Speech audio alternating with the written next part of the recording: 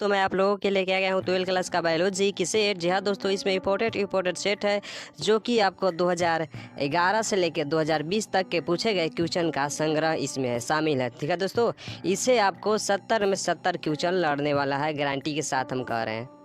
इससे आपको 70 से 70 क्वेश्चन लड़ने वाला है। ठीक है दोस्तों, तो आप इसको अच्छे से पढ़िएगा, बिल्कुल वीडियो को स्किप नहीं कीजिएगा, पूरा देखिएगा चाहे, ताकि आपको पूरा नॉलेज हो। तथा अभी तक चैनल को सब्सक्राइब नहीं किया तो चैनल को सब्सक्राइब भी कर लीजिएगा। ठीक है दोस्तों, रेड कलर का बटन है उसको दबा दीजिएगा। ओके, चलिए दोस्तों यहाँ पर स्टार्ट करते हैं। पहले क्वेश्चन निकल के आ रहा है, इनमें से कौन सा भाग अगुणित है। दोस्तों आप इसका आंसर बताते जाइएगा, अपने मन में इसको लिखते जाइएगा इसका आंसर। ठीक है दोस्तों, तो इसका पहला का आंसर हो जाएगा क डिम। कौन सा भाग अगुणित है, तो इसमें हो जाएगा डिम।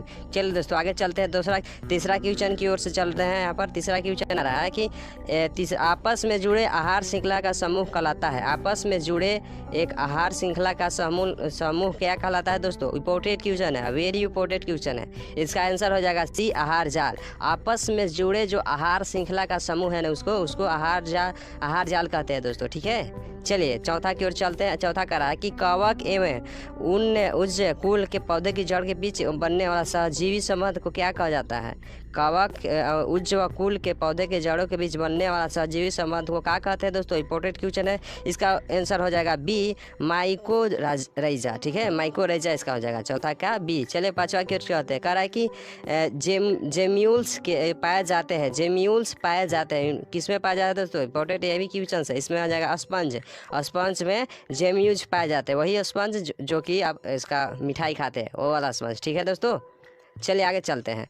आगे छठा क्वेश्चन की ओर चलते हैं। छठा कह रहा है कि अगर अगर सामान्य मनुष्य लड़की जो हीमोफीलिया की कैरियर है उससे शादी करता है, तब कह रहा है कि अगर एक सामान्य मनुष्य एक लड़की जो हीमोफीलिया की कैरियर है से शादी करता है, तब क्या होगा दोस्तों। अगर वो हीमोफीलिया से ग्रसित है, उससे एक सामान्य मनुष्य से शादी करता है उस लड़की से, तो क्या होगा।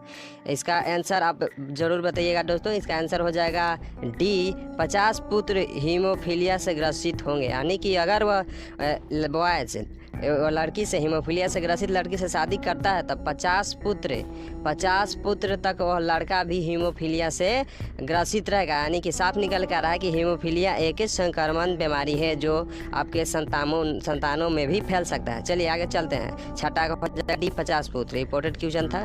चलिए आगे चलते हैं। अगला कह रहा है कि आहार श्रृंखला में शाकाहारी है। आहार श्रृंखला में शाकाहारी, दोस्तों इंपॉर्टेंट क्वेश्चन है, वेरी इंपॉर्टेंट क्वेश्चन है दोस्तों कि आहार श्रृंखला में शाकाहारी कौन है। तो सातवां का आंसर हो जाएगा बी, प्राथमिक उपभोक्ता। ठीक है दोस्तों, प्राथमिक उपभोक्ता जो कि आहार श्रृंखला में शाकाहारी है। चलिए दोस्तों आगे चलते हैं। 8वां नंबर क्वेश्चन की। 8वां करा है कि निम्न में से कौन सा जैव उर्वरक धान के खेत में उपयोग किया जाता है। यानी कि धान के खेत में क्या उपयोग किया जाता है, इंपॉर्टेंट क्वेश्चन है दोस्तों। और इसका आंसर हो जाएगा आपको सी, साइनोबैक्टीरिया जो कि धान के खेत में उपयोग होता है। ठीक है दोस्तों, चलिए जो कि आगे चलते हैं। आगे है 9वां नंबर क्वेश्चन। 9वां क्वेश्चन करा है कि इनमें से किस पौधे में क्लिटोस्टोगमी पाया जाता है। इनमें किस पौधे में क्लिटोस्टोगमी पाया जाता है। दोस्तों इसका आंसर हो जाएगा सी, कैमेलिना में आपको क्लिटोगेमी पाया जाता है, स्टोगमी। ठीक है, चलिए 10वां नंबर क्वेश्चन चल रहा है कि डीएनए का वह भाग जो अपना स्थान बदलता रहता है। इंपॉर्टेंट क्वेश्चन है दोस्तों, लिख लीजिएगा, इंपॉर्टेंट क्वेश्चन है। डीएनए का वह भाग जो अपना स्थान बदलता रहता है क्या कहलाता है दोस्तों, इंपॉर्टेंट क्वेश्चन है। इसका आंसर हो जाएगा ट्रांसपोन्स जो है ना अपना स्थान बदलता रहता है। अभी तक मेरे चैनल को यार सब्सक्राइब नहीं किया तो चैनल को सब्सक्राइब कर लीजिए। ठीक है दोस्तों, आप सहयोग दीजिए ताकि मैं एक अच्छा सा यूट्यूब चैनल बनाऊं जिससे मैं बच्चों को पढ़ा सकूं। ठीक है दोस्तों, तो आप अभी तक मेरे चैनल को सब्सक्राइब नहीं किया तो चैनल को सब्सक्राइब कर लीजिएगा। ठीक है, चलिए आगे चलते हैं। इसका PDF भी अवेलेबल है, मैं आपको PDF भी दे दूँगा। ठीक है, चलिए आगे चलते हैं। 11वां नंबर क्वेश्चन की ओर। 11वां कह रहा है कि एक पारिस्थितिकी तंत्र जैनिक कारक है। पारिस्थितिकी तंत्र के जैनिक कारक है दोस्तों। 2 नंबर में पूछता है कि पारिस्थितिकी तंत्र क्या है। ठीक है, आप इसको याद कर लीजिएगा, पारिस्थितिकी तंत्र।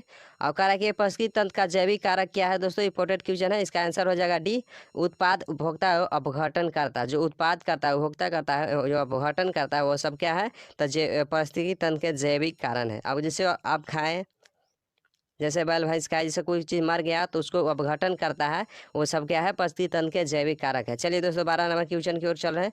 12 नंबर क्वेश्चन कह रहा है कि इनमें से कौन सा बैक्टीरिया दूध को दही में बदल देता है। ये दोस्तों इंपॉर्टेंट क्वेश्चन है, वेरी इंपॉर्टेंट क्वेश्चन है, या बेर बेर पूछता है, बार बार इस क्वेश्चन को रिपीट करते रहता है। इसका आंसर हो जाएगा बी, ये हो जाएगा लैक्टोबेसिल्स, जो कि दूध को दही में बदलने की क्रिया को लैक्टोबेसिल्स कहते हैं। लैक्टोबेसिल्स जो बैक्टीरिया है ना वो बदलता है। चलिए 13 नंबर क्वेश्चन की ओर कल चलते हैं। तो 13वां का आंसर हो जाएगा आपको लीची का खाने वाला भाग कौन सा है। लीची का खाने वाला भाग कौन सा है दोस्तों, एरिल है। ये भी इंपॉर्टेंट क्वेश्चन है दोस्तों, आप याद कर लीजिएगा। लीची का खाने वाला भाग को क्या कहते हैं, एरिल, यानी कि 13 का हो जाएगा सी। चलिए आगे चलते हैं। आगे 14 नंबर क्वेश्चन की ओर चलते हैं। 14 कह रहा है कि 64 कोडोन में कितने एमिनो अम्ल के कोड होते हैं। 64 कोडोन में कितने एमिनो अम्ल के कोड होते हैं, यानी कि सीड, यानी कि जो 7 से कम जिसका क्षारीयता होता है वो सीड होता है, जो 7 होता है उदासीन होता है, 7 से ऊपर क्षारीय होता है। तो कह रहा है कि 64 कोडोन में कितने एमिनो अम्ल के कोड होते हैं। इंपॉर्टेंट क्वेश्चन है दोस्तों, इसमें हो जाएगा 61। 64 में आप 3 घटाइएगा 61, यानी कि 64 में कितने अम्ल कोड होते हैं, तो 61 एमिनो अम्ल के कोड होते हैं। चलिए 15 नंबर क्वेश्चन कह रहा है कि पारिस्थितिकी तंत्र के अंदर ऊर्जा का प्रवाह एक जीव से दूसरे जीव में किस रूप में होता है। इंपॉर्टेंट क्वेश्चन है दोस्तों, कह रहा है कि पारिस्थितिकी तंत्र के ऊर्जा का प्रवाह एक जीव से दूसरे जीव में किस रूप में होता है। इंपॉर्टेंट क्वेश्चन है दोस्तों, इसका आंसर आपको हो जाएगा रासायनिक पदार्थ, यानी कि रासायनिक पदार्थ के रूप में एक ऊर्जा का प्रवाह एक रूप से दूसरे जीव में होता रहता है, यानी कि रासायनिक क्रिया के द्वारा ही यह संपन्न होगा। ठीक है, चलिए आगे चलते हैं। 16 नंबर यानी कि 15 का हो जाएगा सी, और 16 की ओर चलते हैं। 16 कह रहा है कि बैक्टीरिया की खोज किसने किया था। यह भी इंपॉर्टेंट क्वेश्चन है दोस्तों, बैक्टीरिया की खोज किसने किया था। तो दोस्तों सभी को मालूम होगा, बैक्टीरिया की खोज लुएल किए थे। रॉबर्ट हुक टिश्यू की खोज किए थे। लुईस पाश्चर एक जीन का खोज किए थे। चलिए आगे चलते हैं। 17 कह रहा है कि 17 कौन सा कथन सत्य है। इनमें से कौन सा कथन सत्य है दोस्तों, इसमें आपको ए सत्य है। ठीक है, तुल्य रूपता अभिसारी विकास पर आधारित है। तुल्य रूपता अभिसारी विकास पर आधारित है। आप इसको एक बार देख लीजिएगा, आप सभी याद हो जाएगा। ऑब्जेक्टिव क्वेश्चन ऐसा होता है कि आप एक बार देख लिए, आप एग्जाम हॉल में जाइएगा, उसको कतई मार के आइएगा। ठीक है, कभी मिस होने वाली नहीं है। तो इसलिए पूरा वीडियो के देखिए और पूरा के पूरा नॉलेज लीजिए और जाके बोर्ड में गर्दा कबार देना है। चलिए 18 नंबर क्वेश्चन की ओर चलते हैं। किसने कहा था कि जीवन रूपों का विकास खंड अंग के उपयोग के एवं अनुपयोग के कारण हुआ है। किसने कहा था कि जीवन रूपों का विकास खंड अंग के उपयोग और अनुप्रयोग के कारण हुआ है। इंपॉर्टेंट क्वेश्चन है दोस्तों, 18 नंबर क्वेश्चन है। इसका आंसर हो जाएगा सी, लेमार्क, यानी कि लेमार्क कहा था कि जीवन रूपी विकास खंड उपयोग अनुपयोग का कारण हुआ है। लेमार्क जो कि आनुवंशिकता के लेखक है, ठीक है, जनक है। चलिए आगे चलते हैं। 19 नंबर क्वेश्चन की ओर से चलते हैं। कह रहा है कि थॉमस माल्थस के कार्य है। थॉमस माल्थस के क्या कार्य है दोस्तों, इंपॉर्टेंट क्वेश्चन है। 19 नंबर क्वेश्चन है। इसका आंसर हो जाएगा ये समशिष्ट संदर्भ, यानी कि पॉपुलेशन को रोकना है। ठीक है, चलिए आगे चलते हैं। कह रहा है 20 नंबर क्वेश्चन, 20 कह रहा है कि शकरकंद तथा आलू का उदाहरण है।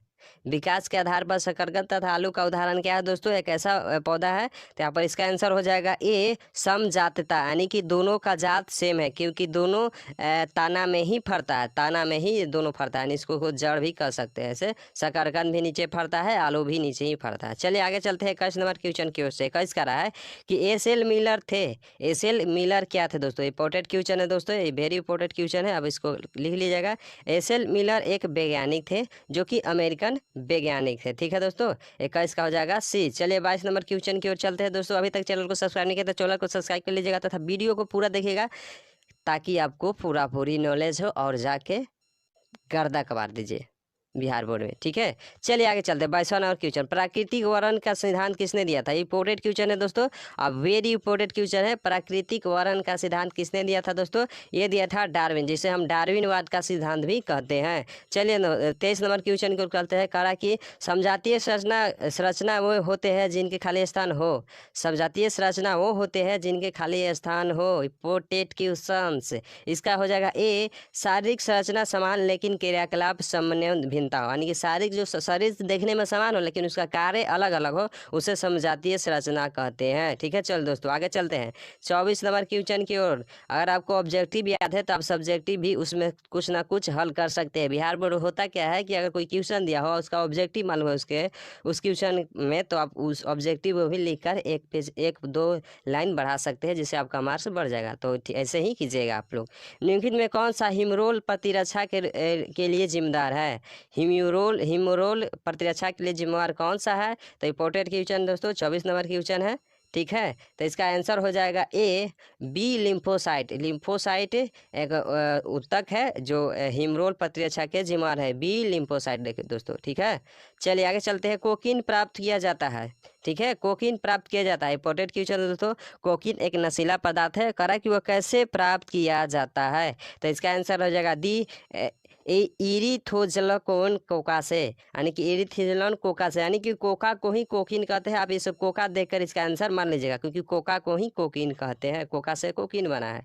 चलिए 25 के हो जाएगा डी। अब आगे चलते हैं 26 की ओर से। 26 कह रहा है कि अफीम के अव्यवस्थित प्रयोग होता है। दोस्तों अफीम भी एक नशीला पदार्थ है, अफीम भी एक नशीला पदार्थ है। ठीक है, तो अफीम के अव्यवस्थित प्रयोग है, यानी कि इसका आंसर हो जाएगा 26 का हो जाएगा डी ऑल ऑफ दीज है। यानी कि अफीम खाने से क्या क्या प्रॉब्लम्स हमको आ सकता है? तो भोजन में अरुचि, खाने मतलब कि मन नहीं लगेगा, बाझपन हो जाएगा, बाझपन के शिकार हो सकते हैं आप, और शरीर के वजन में कमी। ये क्वेश्चन पूछ सकता है, कह रहा है कि अफीम के दुष्प्रभाव क्या है? अगर आपको 2 नंबर क्वेश्चन पूछे तो आप बता दीजिएगा। शरीर में वजन की कमी हो जाता है, भोजन खाने में अरुचि रहती है, और बाझपन के शिकार भी बन सकते हैं। एक क्वेश्चन बन सकता है इससे। चलिए दोस्तों आगे चलते हैं। सक्रिय प्रतिरक्षा की खोज किसने की? सक्रिय प्रतिरक्षा की खोज किसने की? 27 नंबर क्वेश्चन। और पुस्तक किए थे इनमें से कोई नहीं, इनमें से कोई नहीं है। ठीक है, इसमें इनमें से कोई नहीं। ठीक है, आगे चलते हैं 28 नंबर क्वेश्चन की ओर। 28 का रहा है कि दावा कितने प्रकार के होते हैं? दावा कितने प्रकार के होते हैं दोस्तों? ये वेरी इंपॉर्टेंट क्वेश्चन है, ये वेरी इंपॉर्टेंट क्वेश्चन है, लिख लीजिएगा। दावा कितने प्रकार के होते हैं दोस्तों? दावा 2 प्रकार के होते हैं। ठीक है, दावा 2 प्रकार के होते हैं। चलिए दोस्तों अब चलते हैं सेट नंबर 2 का सॉल्यूशन कर रहे थे, आप सेट नंबर 4 में आ गया है। अभी भी आप वीडियो को पूरा देखिएगा, क्योंकि इसी से ही क्वेश्चन पूछने वाला, कतई भी इधर उधर नहीं पूछेगा। तो वीडियो को पूरा देखिएगा। अभी तक चैनल को सब्सक्राइब नहीं किया तो चैनल को सब्सक्राइब कर लीजिए। अगर आप चैनल को सब्सक्राइब किए हैं तो ऑल नोटिफिकेशन ऑल कीजिएगा, ताकि मेरा जो भी इंपॉर्टेंट क्वेश्चन है उसका वो आपको पास पहुँचे। ठीक है, चलिए दोस्तों यहाँ पर सेट नंबर 4 के पहला क्वेश्चन की ओर कह रहा है कि कच्चे नारियल का दूधिया पानी है। कच्चे नारियल का, कच्चा नारियल होता है, वो दूधिया पानी क्या है? इंपॉर्टेंट क्वेश्चन है, पहला नंबर क्वेश्चन ही इंपॉर्टेंट आ गया है। तो इसका आंसर हो जाएगा सी द्रवित भ्रूणपोष, यानी कि द्रवित, यह है द्रवित भ्रूणपोष उसको कहते हैं। दूधिया पानी को द्रवित भ्रूण कोष कहते हैं। ये लिक्विड इंडोस्पर्म, यानी कि द्रवित भ्रूण कोष। चलिए दोस्तों नेक्स्ट क्वेश्चन, दूसरा नंबर क्वेश्चन की ओर चलते हैं। दूसरा कह रहा है कि इनमें से कौन चेन समापन कोडन है? इनमें से कौन चेन समापन कोडन है? इंपॉर्टेंट क्वेश्चन है दोस्तों। इनमें से कौन चेन समापन कोडन है? तो इसमें है UAA। UAA आप इसको याद कर लीजिएगा, UA और AS डबल हो जाएगा इसमें। ठीक है, चलिए तीसरा नंबर क्वेश्चन की ओर कह रहा है कि इनमें से कौन सी बैक्टीरिया वायुमंडल नाइट्रोजन स्थिरीकरण में सहायक है? इनमें से कौन सी बैक्टीरिया वायुमंडल नाइट्रोजन स्थिरीकरण में सहायक है? ठीक है दोस्तों, इंपॉर्टेंट क्वेश्चन है। इसका आंसर हो जाएगा डी इनमें से सब, यानी कि नॉन स्टॉक, एनाबेना और ऑलिस्टेरिया, इसमें जो कि वायुमंडलीय स्थिरीकरण में सहायक है, यानी कि तीनों सहायक है। चलिए चौथा नंबर क्वेश्चन क्यों चल रहा है, ये कह रहा है कि टीडीएनए पाया जाता है दोस्तों। RNA, DNA और टीडीएनए और RDNA सब क्वेश्चन का में अंतर पूछता रहता है बायोलॉजी में, आप इसको देख लीजिएगा। और अगला वीडियो मेरा रहेगा इंपॉर्टेंट टॉपिक, जो कि बोर्ड में पूछने वाला है। जो भी इंपॉर्टेंट टॉपिक है ना, उसका मैं सॉल्यूशन और वो टॉपिक आपको भेज दूंगा इस वीडियो के बाद में। ठीक है दोस्तों, ये वीडियो को लाइक कीजिए, अभी तक चैनल को सब्सक्राइब भी करते जाइएगा, ताकि वो भी वीडियो आपको सबसे पहले मिले। ठीक है दोस्तों, तो क्वेश्चन आता है कि टीडीएनए पाया जाता है निम्नलिखित में किस में पाया जाता है? इंपॉर्टेंट क्वेश्चन है दोस्तों। इसमें एग्रोबैक्टीरिया में आपको टीडीएनए पाया जाता है, एग्रोबैक्टीरिया में। चलिए दोस्तों आगे चलते हैं। कह रहा है कि अनिमूल्य परागित फूलकुल होते हैं, यानी कि चेस्टोगोमेस फ्लावर्स होते हैं। कौन होता है दोस्तों? इंपॉर्टेंट क्वेश्चन है, थोड़ा सा पढ़ने में तकलीफ हो रहा है क्योंकि बायोलॉजी का जो भी होता है ना, बायोलॉजी सबसे ज़्यादा बायोलॉजी में इंग्लिश होता है, यह इंग्लिश का शब्द है, इसको हिंदी नहीं किया गया है, ठीक है, इसलिए ऐसा प्रॉब्लम हो जाता है। चलिए 5वां नंबर क्वेश्चन कर रहा है कि अनुममीलिय परागित फूल होते हैं हिंद में किस में होते हैं दोस्तों? तो 5वां नंबर क्वेश्चन का आंसर हो जाएगा सी, स्वपरागित में। अमूल्य परागित होते हैं तो स्वपरागित में होते हैं, यानी कि स्वयं के परागित में। आप इसको देख लीजिएगा। चलिए 6वां नंबर क्वेश्चन कर रहा है कि इनमें से कौन डीएनए का छोटा टुकड़े हैं को जोड़ता है? इनमें से कौन डीएनए के छोटे छोटे टुकड़ों को जोड़ता है, यानी कि डीएनए के छोटे छोटे टुकड़े कौन जोड़ता है? तो इसमें जाएगा डीएनए लाइगेज, जो कि डीएनए लाइगेज है ना, वो छोटे छोटे टुकड़ों को जोड़ता है जिससे वह डीएनए बनता है। चलिए आगे चलते हैं 7वां नंबर क्वेश्चन की ओर। 7वां कह रहा है कि वह बैक्टीरिया जो धातुओं और जंतु और मनुष्य की आंत में साधारणतः पाए जाते हैं, यानी कि मनुष्य और जंतु के आंत में कौन सी बैक्टीरिया पाई जाती है? इंपॉर्टेंट क्वेश्चन है इस दोस्तों है। इसका आंसर हो जाएगा सी, इंद्र कोलाई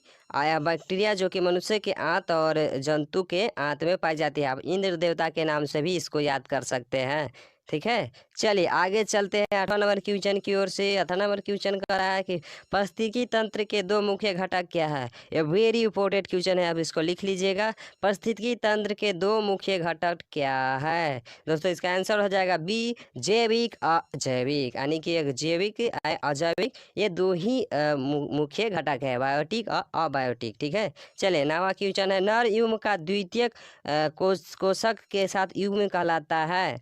नर युग्म का द्वितीय न्यूक्लियस का युग्म कहलाता है। तो इसका आंसर हो जाएगा आपको बी, ट्रिपल यूजन त्रिसंलयन, यानी कि द्वितीय जब पूछे नर युग्म का तो उसका हो जाएगा तृतीय, यानी कि एक बढ़ जाएगा तृतीय यूजन मंत्रालय, यानी कि इसका 9 का हो जाएगा बी। चलिए दोस्तों 10वां नंबर क्वेश्चन की ओर चलते हैं। 10वां कह रहा है कि ऑपरेशन मॉडल किसने प्रस्तावित किया, यानी कि ऑपरेशन मॉडल किसने प्रस्तावित किया, यानी कि किसने दिया?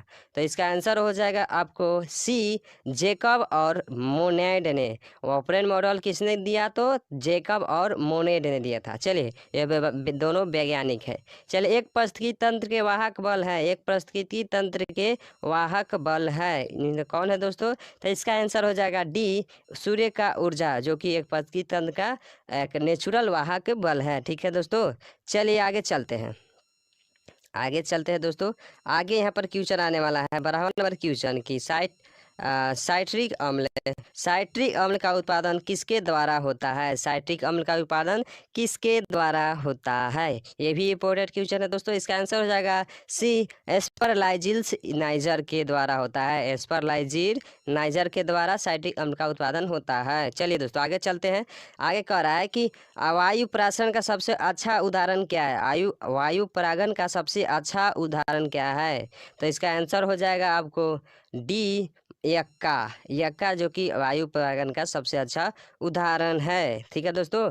वायु परागण मतलब कि हवा के द्वारा पक्षी या तो हवा के द्वारा उड़कर कहीं जाकर वो पौधा जन्म ले लेता है। जैसे आपको हवा के द्वारा कौन कौन उड़ के जन्म ले सकता है? जैसे कि आपको जन्म ले सकता है, जैसे पक्षी कोई चीज़ खाकर कहीं पेड़ पर चाहे कोई मकान पर उत्सर्जन कर देती है, उसके बाद पेड़ उत्पन्न हो जाता है, उसी को हम परागण कहते हैं, यानी कि वायु के द्वारा, यानी कि हवा से उड़िया कर वहाँ पर कोई पौधा जन्म लेता है तो वायु परागण कहते हैं, यानी कि हवा के उड़ाया कर कौन कर सकता है? तो यक्का। चलिए 14वां नंबर क्वेश्चन की ओर चलते हैं। 14वां नंबर क्वेश्चन कह रहा है कि राइबोसोम का एक बड़ा झुंड कहलाता है।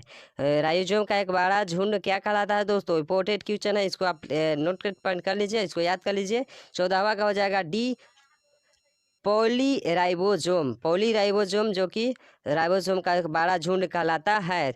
15वां नंबर क्वेश्चन है दोस्तों, पारिस्थितिकी तंत्र का महत्व किस में है? पारिस्थितिकी तंत्र का महत्व किस में है? तो इसका आंसर हो जाएगा डी, ख और ग दोनों, यानी कि सामग्री के चक्रण में ऊर्जा प्रवाह में पारिस्थितिकी तंत्र का महत्व है। चलिए दोस्तों आगे चलते हैं 16 नंबर क्वेश्चन की ओर से। 15 का हो जाएगा डी। चलिए 16 चलते हैं। 16 कह रहा है कि कौन एक जैव उर्वरक है? निम्नलिखित में से कौन एक जैव उर्वरक है? दोस्तों ये क्वेश्चन रिपीट हो चुका है, आप इसको बता सकते हैं। इसमें हो जाएगा इनमें से सभी, माइकोराइजा, सहजीवी बैक्टीरिया, साइनो बैक्टीरिया दोनों जैव उर्वरक हैं। ठीक है दोस्तों, चलिए आगे चलते हैं। 17 नंबर क्वेश्चन, 17 का कौन सी कोशिका मानव वृषण में शुक्राणु को पोषित करता है? इंपॉर्टेंट क्वेश्चन है दोस्तों। मानव वृषण में शुक्राणु को पोषित करने वाला कौन सी कोशिका है, यानी कि शुक्राणु को देख रखाव करने वाला और उसको भोजन देने वाला। 17 नंबर क्वेश्चन दोस्तों, इसका आंसर हो जाएगा डी, ऑस्ट्रोलिक कोशिका। ऑस्ट्रोलिक कोशिका है। ठीक है दोस्तों, इंपॉर्टेंट क्वेश्चन है, इसको आप याद कर लीजिएगा। चलिए आगे चलते हैं। 18 नंबर क्वेश्चन की ओर से 18 कह रहा है कि कौन सा मानव शुक्राणु के बीच भाग में स्थित होता है? कौन मानव शुक्राणु के बीच भाग में स्थित होता है, यानी कि मानव शुक्राणु के बीच भाग में कौन होता है? तो बीच भाग में होता है माइटोकॉन्ड्रिया, जिसे हम पावर हाउस भी कहते हैं। ठीक है दोस्तों, मानव शुक्राणु के बीच में कब पाया जाता है? तो माइटोकॉन्ड्रिया। चलिए आगे चलते हैं। 19 नंबर क्वेश्चन 19 कह रहा है कि अग्रपुंज पाए जाते हैं। अग्रपुंज किस में पाए जाते हैं दोस्तों? तो इसका हो जाएगा ए, शुक्राणु में। शुक्राणु में क्या पाए जाते हैं? तो अग्रपुंज। चलो 20 नंबर क्वेश्चन की ओर चलते हैं दोस्तों। 20 कह रहा है कि गट्टर यानी कि एंट्रम किसकी गुहा है? एंट्रम किसकी गुहा है दोस्तों? इसका आंसर हो जाएगा बी, ग्राफी पुटक के। ग्राफी पुटक के एंट्रम गुहा है। चलिए 20 का हो जाएगा बी। चलिए आगे चलते हैं। 21 नंबर क्वेश्चन की ओर से 21 कह रहा है कि मानव में कौन सी प्रजनन क्रिया होती है? इंपॉर्टेंट क्वेश्चन है, अब वेरी इंपॉर्टेंट क्वेश्चन है, इसको VVI मान लीजिए और इस 2 नंबर में पूछते रहता है। मानव में कौन सी प्रजनन की क्रिया होती है दोस्तों? इसका आंसर हो जाएगा बी, लैंगिक। यानी कि लैंगिक होती है, जिसको सेक्सुअल भी कहते हैं। ये होती है मानव में होती है प्रजनन की क्रिया। ठीक है, चलिए आगे चलते हैं। आगे कह रहा है कि गर्भ निरोधक की प्राकृतिक विधियाँ होती है। गर्भ निरोधक की प्राकृतिक विधियाँ क्या होती है दोस्तों? तो इसका आंसर हो जाएगा आपको ए, अंडाणु और शुक्राणु के संगम को रोकने के सिद्धांत। गर्भ निरोधक मतलब कि जब अंडाणु और शुक्राणु मिलता है तो गर्भ जन्म लेता है। लेकिन अब इसको आपको रोकना है तो दोनों को अलग कर देंगे, संगम को यानी कि मिलन को रोक देंगे, तो क्या होगा? गर्भ निरोधक के विधि कहलाए लगा। ठीक है, ये क्वेश्चन 2 नंबर में भी पूछते रहता है। चलिए 22 नंबर क्वेश्चन की ओर चलते हैं। 22 का रहा है कि अंडो उत्सर्जक के किस हार्मोन द्वारा प्रेरित होता है? अंडो उत्सर्ग किस हार्मोन द्वारा प्रेरित होता है? 23 नंबर क्वेश्चन है दोस्तों। 23 का रहा है कि इसका आंसर हो जाएगा एलद्रा चंद्र। एलद्रा चंद्र यानी कि इसका हो जाएगा LH। एलद्रा चंद्र को LH कहते हैं। ठीक है, चलिए 24 नंबर क्वेश्चन का रहा है कि टी लिम्फोसाइट कहाँ उत्पन्न होता है? टी लिम्फोसाइट कहाँ उत्पन्न होता है दोस्तों? इसका आंसर हो जाएगा डी, अस्थि मज्जा में टी लिम्फोसाइट उत्पन्न होता है। अस्थि मज्जा अर्थात कि हमारे हड्डियों के बीच में जो रेड कलर का लाल लाल जो भूरा भूरा रहता है ना, उसी को अस्थि मज्जा कहते हैं। उसमें टी इन लिम्फोसाइट उत्पन्न होता है। चलिए 25 नंबर 25 का रहा है कि हिस्टामिन उस संबंधित है। हिस्टामिन किससे संबंधित है दोस्तों? इंपॉर्टेंट क्वेश्चन है, इसका आंसर हो जाएगा डी, एलर्जी से संबंधित है। हिस्टामिन किससे संबंधित है? तो एलर्जी से संबंधित है। चलिए 25 का डी हो गया। अब 26 की ओर चलते हैं। 26 का रहा है कि रेबीज का टीका किसने बनाया था? रेबीज का टीका किसने खोज किया था? तो इंपॉर्टेंट क्वेश्चन है दोस्तों। इसका आंसर हो जाएगा पाश्चर, यानी कि लुई पाश्चर, जो कि रेबीज के टीका की खोज किए थे। रेबीज यानी कि जब कुत्ता काट देता है तो उसमें रेबीज का ही टीका लगाया जाता है ताकि वो ठीक हो सके, नहीं तो दूसरा कोई टीका नहीं है। चलिए 27 नंबर क्वेश्चन है इसका। 26 का हो जाएगा बी। 27 का पर्यावरण में मौजूद कुछ प्रतिजनों के प्रति रक्षा तंत्र की अनुक्रिया क्या कहलाती है? पर्यावरण में मौजूद कुछ प्रतिजनों के प्रति रक्षा तंत्र की अनुक्रिया क्या कहलाती है दोस्तों? 27 नंबर क्वेश्चन। और रिपोर्टेड क्वेश्चन दोस्तों, इसका हो जाएगा बी, एलर्जी कहलाती है। पर्यावरण में मौजूद प्रतिजीवों के प्रतिरक्षा तंत्र की अनुक्रिया क्या कहलाती है? तो एलर्जी। चलिए लास्ट क्वेश्चन चलते हैं। 28 नंबर क्वेश्चन 28 कह रहा है कि एलर्जी के लक्षणों को कम करने हेतु निम्न से किसका उपयोग किया जाता है? एलर्जी के लक्षण कम करने के लिए किसका उपयोग किया जाता है? तो लास्ट क्वेश्चन है, इसको फोड़ के जाइए। इसका आंसर हो जाएगा प्रतिहिस्टोमिन। इसको तोड़ फोड़ के सभी को दोबारा याद कीजिए अगर आपको याद नहीं हो रहा है। ठीक है दोस्तों, और अगर आप चाहते हैं कि इसका शॉर्ट नोट लाऊं, अर्थात कि जो भी क्वेश्चन पूछने वाला वो नोट ला आपको दूं, तो आप अब मेरे चैनल को सब्सक्राइब कर लीजिएगा, बेल आइकन को दबा दीजिएगा, और मैं आपको इसके बाद मैं आपको कि सब सारा सेट बायोलॉजी का मैं आपको दे दूँगा। ठीक है, उसके बाद मैं हिंदी का भी दे दूँगा। ठीक है, चलिए मिलते हैं अगले वीडियो में, तब तक के लिए बाय।